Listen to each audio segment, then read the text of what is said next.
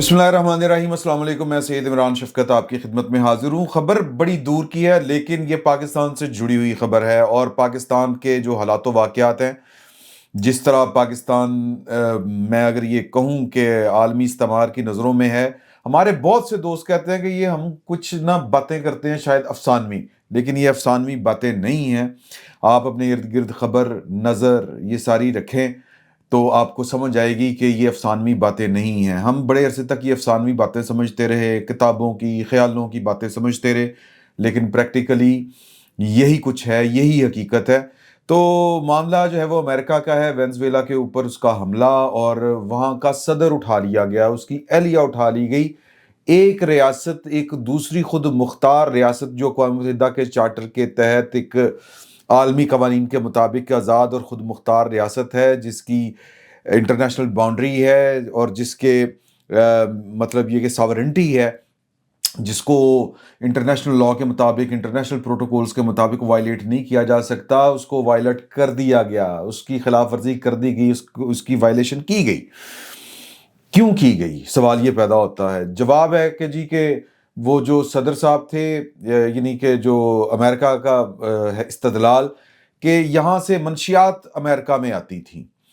Okay, very good. लेकिन हकीकत क्या है? हकीकत ये है कि ये एक ऐसा खुद मुख्तार मुल्क है जिसकी अपनी एक अना है, जिसकी अपनी एक अहमियत थी, जिसकी अपनी एक गैरत थी। ज़रा लेफ़्ट साइड का, बल्कि काफ़ी सारा लेफ़्ट साइड का वो मुल्क है। अमेरिका सरमायादाराना निज़ाम के ऊपर चलने वाला मुल्क है, बल्कि सरमायादारी निज़ाम का इमाम है अमेरिका। और वो जो वेनेज़ुएला है, उसका जो पिछला सदर था, वो लेफ़्ट का था, यानी कि बाएँ बाजू की वहाँ कर एक स्कूल ऑफ थॉट है, बाएँ बाजू की वहाँ पे हुकूमतें होती हैं। सोशलिज़्म या सोशलिस्ट, जिस तरह वो ज़ोहरान ममदानी साहब अपने आप को सोशलिस्ट कहते हैं, लेफ्टिस्ट कहते हैं, कम्युनिस्ट टाइप कहते हैं, तो उसी तरह ये वेनेज़ुएला जो है वो भी एक कम्युनिस्ट, सोशलिस्ट इस तरह का मुल्क था, जिसकी बड़ी टक्कर आप देखें ना कि रशिया को जो पूरी ये नेटो शेटो लेके बैठे हैं और पाकिस्तान ने जिसमें उसका साथ दिया था, ये वेस्ट का या नेटो का, तो यानी कि अफ़गान जहाद जिसको हम उर्फ़े आम में कहते हैं, वो बेसिकली जो सोशलिज़्म का नज़रिया था और उस फ़लसफ़े और नज़रिए के तहत जो रियासतें कायम हुई थीं, वो बेसिकली सरमायादारी निज़ाम के लिए बहुत बड़ा खुला चैलेंज थी। वेस्ट ने इसको बड़ा कबूल किया और जो जिसको हम कहेंगे ईस्टर्न वेस्ट ने बहुत कबूल किया, इवन अमेरिका तक ये इसके असरात गए। तो इससे बचने के लिए ये सारे जो है नेटो शेटो सारे काम हुए थे। तो अब ये वाला मुल्क अमेरिका के बिल्कुल हमसाये में बैठ के ये वहाँ पर सोशलिज़्म के नज़रियात, पेट्रोल वहाँ पर एक वक़्त था कि अमेरिका से ज़्यादा सस्ता पड़ता था या सस्ता था, यूँ कह लें। तो इल्ज़ाम उसके ऊपर ये लगा दिया है कि जी के ये जो मुल्क है, ये हमारे मुल्क के अंदर वो भेजता है, मंशियात वग़ैरह उसका बिज़नेस करता है। तो ये बाज़ नहीं आ रहे थे, हमने इनको बार-बार कहा। मैं मोटी-मोटी आपको बात बता रहा हूँ, लेकिन ख़बरें ये हैं कि जो वेनेज़ुएला है, वहाँ पर रेयर जो मादनियात हैं वो वहाँ पर पाई जाती हैं और चूँकि 2 जो ममालिक हैं, इनके दरमियान ताल्लुकात खुशगवार नहीं हैं, क्योंकि नज़रियाती एतबार से ये एक दूसरे के मुतहारब मुखालिफ दोनों ममालिक हैं। तो एक दूसरे को कबूल करने के लिए तैयार नहीं है, ना वो अमेरिका की बालादस्ती कबूल करता है, बल्कि एक सोशलिस्ट कंट्री जो है वो सरमायादाराना निज़ाम का जो इमाम है, उसकी वो हाकमियत कबूल करता है। कोई मुआहदा नहीं हो सकता, कोई काम नहीं हो सकता। तो नतीजा ये निकला कि बजाय इसके कि कोई मुआहदा हो जाता, कोई कारोबारी राब्ते कायम हो जाते, नतीजा ये निकला कि अगलों ने हमला कर दिया और सदर को उसकी बेगम समेत पता नहीं कहाँ पे वो शिफ्ट कर दिया गया है, अगवा कर दिया गया है, अगवा ही है। तो सर ये देखें ताकत की ज़ुबान क्या होती है। अब इसमें निशानियाँ हैं। इस पर गौर करने वाली बात है कि अगर वेनेज़ुएला जो है, उसके पास भी कोई हथियार होते, उसकी मसल पावर होती, उसके पास भी कोई मिसाइल-शिज़ाइल होते, कोई एटमी हथियार होते, तो क्या अमेरिका वो वाला काम करता जो आज उसने कर दिया है? मैं आपके साथ शेयर करने लगा हूँ कि जो ट्रंप साहब हैं, उन्होंने जो अपना उनका है ना जी ट्रुथ सोशल, उसके ऊपर जो ऐलान किया है, यानी एतराफ़ किया है कि हमने ये कार्रवाई डाल दी है। میں وہ آپ کے ساتھ شیئر کرنے لگا ہوں۔ یہ خبریں اس وقت زبان زد عام ہیں کہ ٹرمپ نے اپنے social media platform Truth Social پر جاری کردہ بیان میں کہا ہے کہ امریکہ نے کامیابی کے ساتھ وینزویلا اور اس کے رہنما صدر نکولس مادورو کے خلاف بڑے پیمانے پر کارروائی کی ہے۔ صدر مادورو اور ان کی اہلیہ کو گرفتار کر کے ملک سے باہر منتقل کر دیا گیا، ان کے ملک سے اٹھا کے ان کو کہیں اور منتقل کر دیا گیا ہے۔ سبحان اللہ، مطلب یہ طاقت ہے جی، مطلب طاقت کے آگے کوئی پوچھنے والا ہی نہیں ہے سر، طاقتور کو کون پوچھ سکتا ہے؟ تو یہ اب ہے نا کہ جی کہ طاقت کو روکنے کے لیے بیسیکلی تو یہ جو قوانین ہوتے ہیں یہ طاقتور کو روکنے کے لیے ہوتے ہیں، ادروائز تو کام بڑا خراب ہے۔ اب یہ جو اقوام متحدہ بنی ہوئی ہے، جو چارٹر بنے ہوئے ہیں، یہ بیسیکلی تو غریب لوگوں کے لیے بنے ہوئے ہیں، ثابت یہ ہو گیا ہے۔ ورنہ وہ کیا ایک بڑی مشہور مثال ہے کہ جو یہ مکڑی کا جال ہوتا ہے یہ صرف مکھی کے لیے ہوتا ہے، اور جو بڑا جانور ہوتا ہے وہ مکڑی کا جو جال ہے اس کو پھاڑ کے نکل جاتا ہے۔ تو یہ مکڑی کا جال ثابت ہوا ہے اقوام متحدہ کا پورا سسٹم، پورا قانون، کہ وہ پاکستان اور انڈیا کو تو آپس میں کوئی طے پٹاس کرنے سے روک سکتا ہے، اور بھی کئی مثالیں ہم دے سکتے ہیں، لیکن جہاں پر امریکی مفادات آئیں گے، پہلے بھی افغانستان کے اوپر کیا ہوا تھا، امریکہ اپنی مرضی کر رہا ہے، طاقت کی اپنی زبان ہوتی ہے، اپنا چلن ہوتا ہے۔ تو جی وہ آگے لکھتے ہیں کہ انہوں نے مزید لکھا ہے کہ یہ آپریشن امریکی قانون نافذ کرنے والے اداروں کے تعاون سے کیا گیا، مزید تفصیلات جلد وہ کہتے ہیں کہ سامنے ہم لے آئیں گے۔ اپنی پوسٹ میں انہوں نے لکھا کہ آج صبح 11 بجے مار اے لاگو میں پریس کانفرنس ہوگی، اس یعنی ان کا جو گھر ہے نا، ٹرمپ کا گھر فلوریڈا میں، اس کا نام ہے مار اے لاگو، اس طرح کر کے نام ہے اس کا۔ تو اب دیکھتے ہیں کہ وہاں پر جب وہ پریس کانفرنس ہوتی ہے تو اس میں کیا ہوتا ہے، لیکن اب اس کے اوپر جو مختلف قسم کے تجزیات ہو رہے ہیں میں وہ آپ کے ساتھ شیئر کرنے لگا ہوں کہ جو وینزویلا اور اس امریکہ کے جو تعلقات ہیں ان میں ایک غیر معمولی جو پیش رفت ہوئی ہے، اس کو پیش رفت تو خیر نہیں کہا جا سکتا، تو اس کے بعد یہ دعوے کیے جا رہے ہیں کہ اس کی تصدیق بعد میں ہوگی کہ معاملات کس طرف سے جاتے ہیں، اور ظاہر ہے کہ اس کی پریس کانفرنس کے بعد ہی ہوگی۔ دوسری طرف جو ہے وہ وینزویلا کی جو گورنمنٹ ہے وہ بتا رہی ہے، اس کی جو نائب صدر ہیں ڈیلسی ان کا نام ہے، انہوں نے کہا ہے کہ جی سرکاری ٹی وی کے اوپر کہا ہے کہ صدر صاحب اور جو ان کی اہلیہ ہیں ان کو اٹھا لیا گیا ہے، اور ہمیں ابھی تک ان کے کسی ٹھکانے کا کوئی پتہ نہیں ہے کہ ان کو کہاں پہ رکھا گیا ہے، وہ وینزویلا کے اندر ہیں باہر ہیں، یہ ابھی تک اس کی تصدیق نہیں ہو رہی۔ دوسری طرف جو وینزویلا کے وزیر دفاع ولادیمیر پادرینو لوپیز، بڑے مشکل نام ہے، نے امریکہ میں پر رہائشی علاقوں کو نشانہ بنانے کا الزام عائد کیا ہے۔ انہوں نے کہا کہ امریکہ نے ہمارے رہائشی علاقوں کے اوپر بھی بمباری کی ہے۔ تو سر جی اتنا کمزور ملک ہوگا یہی اس کے ساتھ ہوگا۔ اب اس میں مجھے وہ علامہ اقبال کی وہ ایک نظم ہے، وہ اس کا وہ ایک شعر یاد آ رہا ہے کہ تقدیر کے قاضی کا یہ فتویٰ ہے ازل سے، ہے جرم ضعیفی کی سزا مرگ مفاجات۔ معاملہ جو ہے وینزویلا کا ہے، پاکستان سے بہت دور ہے، لیکن معاملہ وینزویلا کا نہیں، بات اصول کی ہے۔ جو اصول وینزویلا کے اوپر امریکہ نے اپنی طاقت کے بلبوتے کے اوپر لگایا ہے، وہی اصول ہر جگہ کے اوپر لگتا ہے، اور یہی طاقت کی زبان ہے، یہی دنیا کی کرنسی ہے۔ یہی ہوتا ہے کہ اگر آپ کمزور ہیں تو آپ کے ساتھ یہی کچھ ہوگا جو وینزویلا کے ساتھ ہوا۔ اب میں آپ کو اس کی ایک اور مثال دوں۔ ایران جو ہے اس کے اوپر اسرائیل نے حملہ کر کے دیکھ لیا، ایران سروائیو کر گیا، لیکن ابھی امریکہ اور اسرائیل کے کلیجے کو ٹھنڈ نہیں پڑی۔ اب وہاں پر جو کام ہتھیاروں کے ذریعے نہیں وہ کر سکے، اس کی بڑی وجوہات ہیں۔ اسٹریٹجکلی یہ ممکن نہیں ہے کہ آپ جو ہیں وہ امریکہ سے اڑیں، یا اسرائیل جو ہے وہ اتنا لمبا فاصلہ طے کر کے ایران کے اوپر آئے۔ ایران چونکہ اس کی سرزمین بہت بڑی ہے، اپنے فٹ پرنٹس اس کے اتارنے جو ہیں یا فوجی جو ہیں اتارنے وہ بہت مشکل ہے۔ جو پیادہ فوج ہوتی ہے جو قبضہ کرتی ہے، بمباری کرنا، تباہ کرنا کسی چیز کو اور بات ہے، جب تک آپ اپنے فوج وہاں پر کسی ملک پر نہیں اتارتے تب تک آپ وہاں پر قبضہ نہیں کر سکتے تو اپنی مرضی کے وہاں پر حالات آپ پیدا نہیں کر سکتے۔ تو ایران کے اوپر قبضہ کرنا، وہاں کی حکومت کو ختم کرنا، یہ اسلحے کے زور کے اوپر شاید ممکن نہیں تھا۔ یہ انہوں نے کر کے دیکھ لیا، اور جو اسرائیل نے آپریشن شروع کیا تھا وہ ایران کی رجیم کو چینج کرنے کے لیے تھا، نہیں کر سکے۔ جس طرح ان کو وہ چونکہ ان کے ہمسائے میں نا وینزویلا، وہ آئے اٹھا کے لے گئے صدر کو اور اس کی بیگم کو، یہ کام وہ ایران کے ساتھ نہیں کر سکتے تھے۔ نتیجہ یہ ہے کہ ایران کے مقابلے میں اسرائیل کو اور امریکہ کو وہ والی کامیابی حاصل نہیں ہو سکی جس کا انہوں نے اعلان کیا تھا یا جو ٹارگٹ انہوں نے اچیو کرنا تھا۔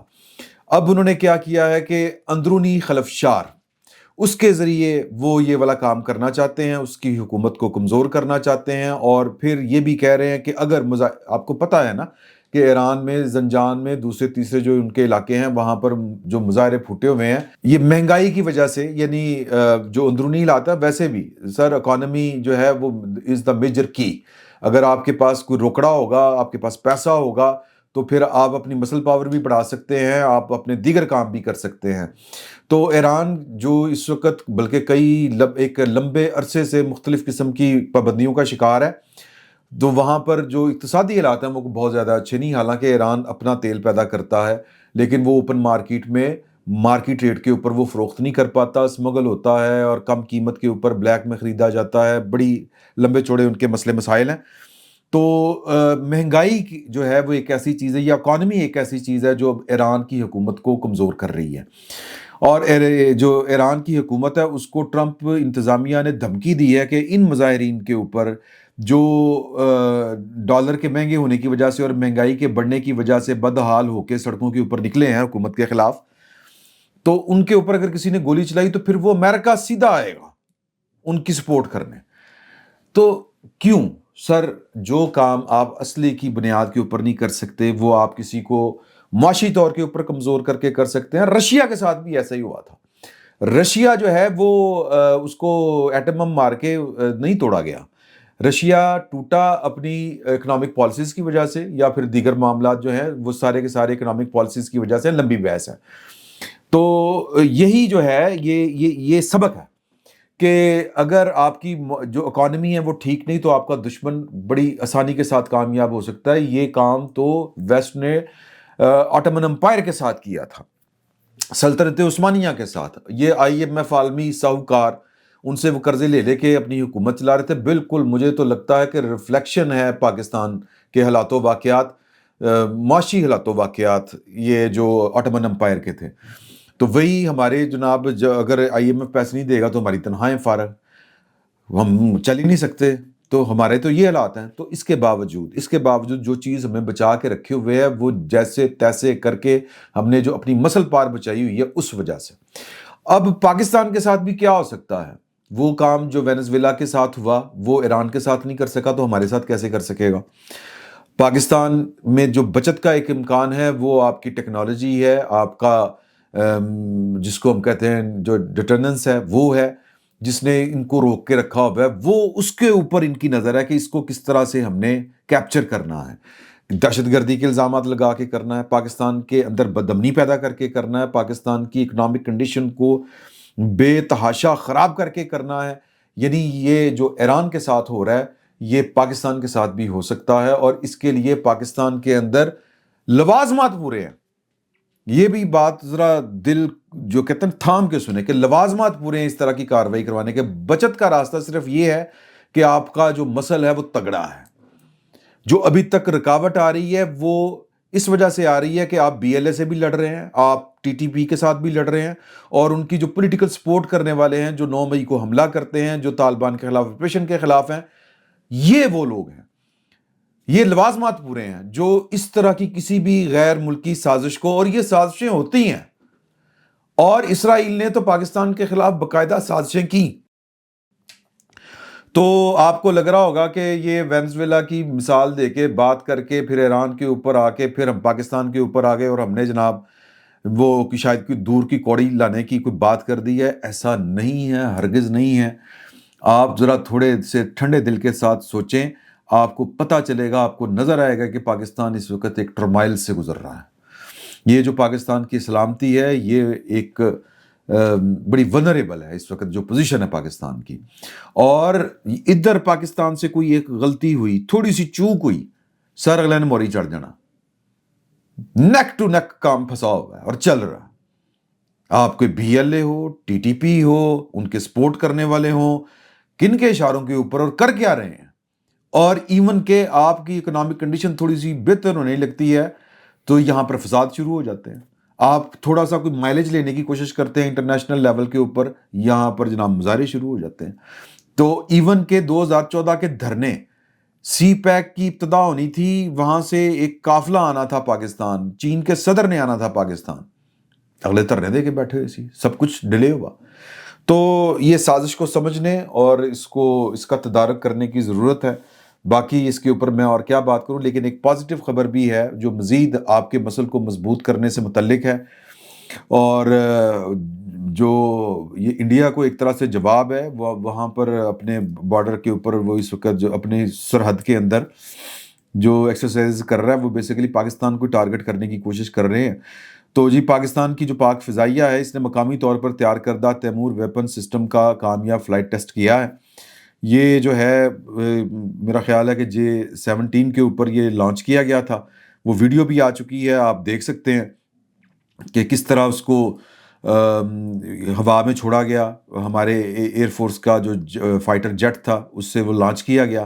یہ سب میرین سے بھی ہو سکتا ہے، یہ سمندر سے، یا یوں کہیں کہ ہواؤں سے سمندر، اور خشکی سے سمندر اور ہواؤں میں یہ ٹارگٹ کر سکتا ہے۔ تو ISPR کا کہنا ہے کہ کم بلندی پر پرواز کی صلاحیت دشمن کے ایئر اور میزائل ڈیفنس سسٹمز کو چکمہ دینے میں مؤثر، جبکہ تیمور کروز میزائل جدید نیویگیشن اور گائیڈنس سسٹم سے لیس ہے۔ ISPR کا کہنا ہے کہ تیمور میزائل کی کامیابی سے پاک فضائیہ کی روایتی دفاعی صلاحیت میں نمایاں اضافہ ہوا ہے۔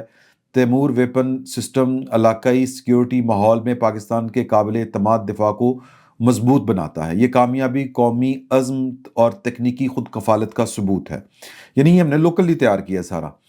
ISPR کے مطابق فلائٹ ٹیسٹ کا مشاہدہ پاک فوج کے سینئر افسران اور سائنسدانوں نے کیا، جبکہ air chief marshal Zaheer Ahmed Babar Sidhu نے سائنسدانوں اور انجینئرز کو مبارکباد دی۔ دوسری جانب صدر مملکت نے پاک فضائیہ کی جانب سے مقامی طور پر تیار کردہ تیمور ویپن سسٹم کے کامیاب تجربے پر خراج تحسین پیش کیا۔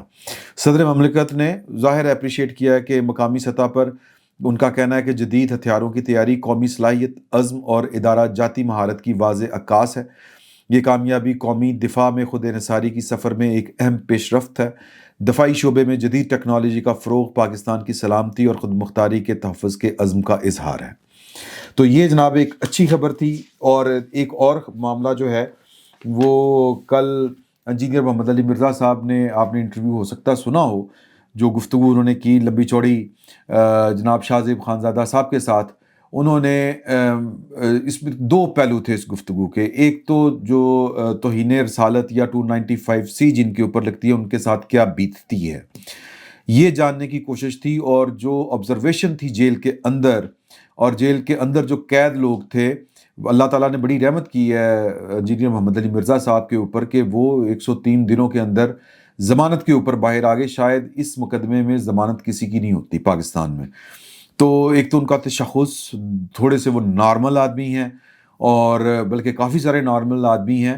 عموماً ہمارے ہاں جو مذہبی رجحان رکھنے والی شخصیات ہوتی ہیں، وہ نہ چاہتے ہوئے بھی جو ہے وہ ایکسٹریم لیول کے اوپر چلی جاتی ہیں، لیکن جو انجینئر محمد علی مرزا صاحب ہیں، بڑی حد تک، بلکہ مجھ سے زیادہ وہ ایک لبرل اور ایک نارمل آدمی ہیں۔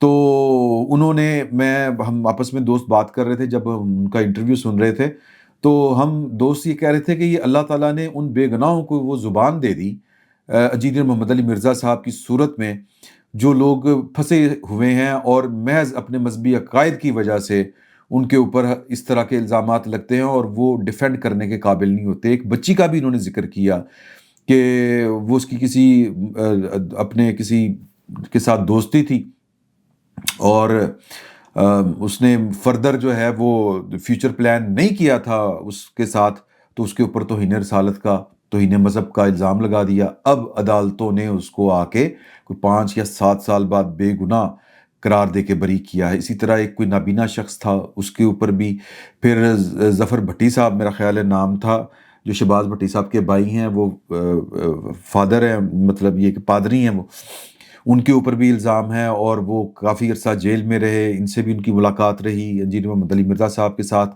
اور جو ہی وہ باہر آئے، ایجنٹ تھے، اور باہر آنے کے بعد تقریباً 2 یا 3 دن بعد ان کا انتقال ہو گیا۔ تو بڑے درد دل کے ساتھ انہوں نے یہ واقعات، وہ مقدمہ بیسیکلی اب لڑ رہے ہیں 295C کے ان مظلوم کہہ لیں یا جن کے اوپر یہ غلط طور کے اوپر لگایا گیا، عمومی طور کے اوپر یہ الزام غلط لگتا ہے۔ انہوں نے بڑا اچھا مشورہ دیا کہ قرآن کے حوالہ دے کے انہوں نے کہا کہ 295C میں ایک شک جو ہے وہ معافی کی بھی ہونی چاہیے۔ اگر اللہ جو ہے وہ دنیا کے اس نے تین جو ہیں وہ اس کائنات کے عظیم گناہ گنوائے ہیں، ایک شرک ہے، دوسرا بدکاری ہے، اور تیسرا ناحق آدمی کا قتل ہے، اگر اس میں بھی معافی اگر اللہ سے کوئی مانگے تو وہ معاف کرنے کے لیے تیار ہے۔ تو قرآن میں لکھا ہوا ہے، انہوں نے حوالہ بھی دیا تھا۔ میں چونکہ کوئی مذہبی میرے حوالہ جات کوئی اتنے اچھے نہیں ہوتے، تو اس لیے میں ذرا جس کو کہتے ہیں خلاصہ بیان کر رہا ہوں۔ لب لباب جو تھا ان کی گفتگو کا، کہ وہ کہتے ہیں کہ 295C میں یہ شک بھی شامل ہونی چاہیے، اگر کسی کو غلطی کا احساس ہو جائے تو اس کو معاف کر دینا چاہیے۔ تو بہرحال یہ ایک لمبی بحث ہے، اور اس میں انجینئر محمد علی مرزا صاحب کے ہم ساتھ ہیں، لیکن اس کے باوجود یہ ایک بہت لمبی جنگ ہے جو لڑنی پڑے گی۔ سوسائٹی کو نارملائز کرنا کوئی آسان کام نہیں ہوتا، یہ اللہ نے اپنے نبیوں سے یہ والا کام لیے ہیں، تو ہم تو ان کی پیروں کی خاک بھی نہیں ہیں، اس لیے ہمارے لیے یہ اس سے بھی زیادہ، ان سے کروڑ ہا درجے زیادہ ہمارے لیے یہ مشکل کام ہے۔ اور انجینئر محمد علی مرزا صاحب صاحب کردار آدمی ہیں اور قادر الکلام ہیں، اللہ تعالیٰ ان کی زبان میں تاثیر پیدا کرے، وہ مشاہدہ کر کے آئے ہیں۔ دوسرا، سیاسی والوں سے بھی گفتگو ہوئی، عمران خان صاحب کا انہوں نے ذکر کیا، انہوں نے کہا کہ دونوں ایکسٹریمز ہیں، جو کہتے ہیں کہ جیل کے اندر وہ لوشے لے رہے ہیں تو غلط بات ہے، ہاں کھانے پینے کے لیے ان کو سہولت ہے، مشقتی ملا ہوا ہے، لیکن اس کے باوجود جیل ہے۔ اور جو لوگ یہ کہتے ہیں، یعنی پی ٹی آئی کے ایکسٹریمسٹ، کہ جی کہ ان کو وہ 6/4 یا کیا ہوتا ہے جی کال کوٹڑی، قید تنہائی، اس طرح کی جو صورتحال کا سامنا ہے وہ بھی غلط کہتے ہیں۔ جیل ہے، جیل اور میں وہ کہتے ہیں کہ جی کہ وہ ڈیسپریٹ ہو چکے ہیں، انہوں نے ان کو لڑنے اور ان کو ایون کہ جو انہوں نے باتیں نہیں بتائیں، میں انشاءاللہ جب ان سے ملاقات ہوگی تو بالمشافہ ان سے پوچھیں گے اور بات کریں گے کہ وہاں پر عمران خان صاحب کیا باتیں کرتے ہیں، کون سا لب و لہجہ استعمال کرتے ہیں۔ جو مجھے شاہ زیب خانزادہ صاحب کے ساتھ گفتگو کرتے ہوئے ان کی بات سے معلوم ہوا، جو احساس ہوا، وہ یہ ہے کہ شاید بہت زیادہ وہ غصے میں بہت زیادہ بول جاتے ہیں۔ اور یہ شاہ زیب خانزادہ صاحب نے پوچھا بھی ان سے کہ جی کہ وہ جس طرح کے ٹویٹس آتے ہیں غصے سے بھرے ہوئے، اور جو گفتگو ہوتی ہے اسی طرح کی ہی وہ گفتگو عام بھی کرتے ہیں جیل میں، تو یہی انہوں نے بھی کہا کہ ایسا ہی ہے۔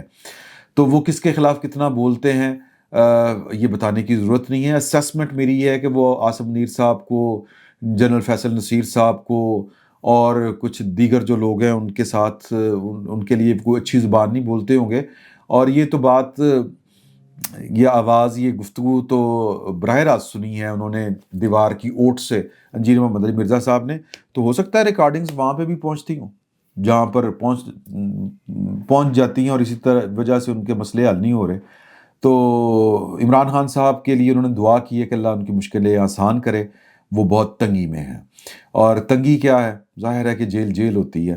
تو یہ جناب ابھی تک کی خبریں تھیں، مزید خبروں کے ساتھ آپ کی خدمت میں تھوڑی دیر تک حاضر ہوں گا انشاءاللہ۔ اجازت دیجیے، اللہ حافظ۔